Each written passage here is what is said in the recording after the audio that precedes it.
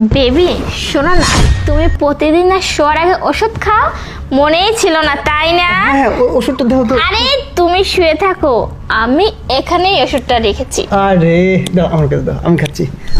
কত কি আর করে। আস্তে খাও কিন্তু। হয়েছে? এই তিতি।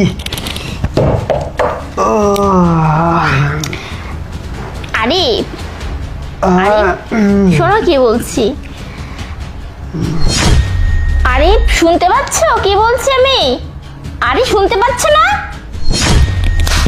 কাজ হয়ে গেছে। আরিফকে ওষুধটা খাইয়ে দিয়েছি, এখন এমনিতেই 3-4 ঘন্টা ঘুমিয়ে থাকবে। একটা কাজ করি, আমিনুলকে একটা ফোন দিই তাড়াতাড়ি, বলে তাড়াতাড়ি আসার কথা।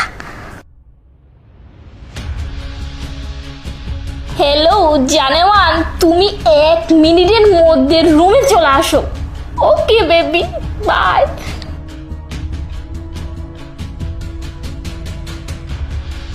আরে বেবি, আমি তো তোমার বাড়ির পাশেই ছিলাম। আরে এইটা কি বেবি, আরে শোনো না, ওকে আমি ওষুধ খাইয়ে দিয়েছি, ঘুমের ওষুধ খাইয়ে দিয়েছি। তুমি একবারে তো কাজের কাজ করছো বেবি। বেবি শোনো না, ও না একদম বোকা বুঝছো, প্রতিদিন ওষুধ খায় অথচ ওষুধ কোনটা ওর সেটাই জানে না, বুঝতে পারছো? তোমার মাথায় যে বুদ্ধি না, আমার তো মনে হচ্ছে তোমাকে যে আমি কি বলবো। বেবি শোনো, আমি কিন্তু এসব নাটক বেশি দিন করতে পারবো না। শোনো বেবি, আমি একটা কথা বলি, আর 2-4 দিন এরকম নাটক করো, তারপরে ওর কিছু টাকা পয়সা সয় সম্পত্তি লিখে হাতে নিতে পারলেই তো আমাদের কাজ, বোঝা নাই?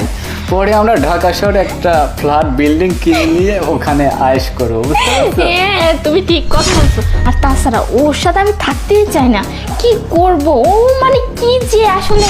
বেবি আমি শুধুমাত্র তোমার সাথে থাকতে চাই, বুঝতে পারছো? আর কিচ্ছু চাই না। আরে আরে কি? কি করতেছো? তুমি কি করতেছো? কি করতেছি বুঝতে পারতেছিস না? হ্যাঁ কি ভেবেছিস আমি ঘুমের ওষুধ খেয়ে দিয়েছিস না, ওষুধের নাম করে, যাতে আমি অঢাল ঘুম পারি, আর এই সুযোগে বয়ফ্রেন্ড নিয়ে এসে রঙ্গলীলা। না ওষুধটা খাওনি তুমি? হ্যাঁ ওটা আমি খাইনি, ওটার মধ্যে আমি আগেই বুঝতে পেরেছিলাম যে তুমি বিষ দিয়েছো, ওটা চেঞ্জ করেছি। হ্যাঁ চেঞ্জ করে দিয়েছো? তুমি ওকে এভাবে মারলে ও যদি মারা যায় তাহলে হ্যাঁ কেস ও তো হবে।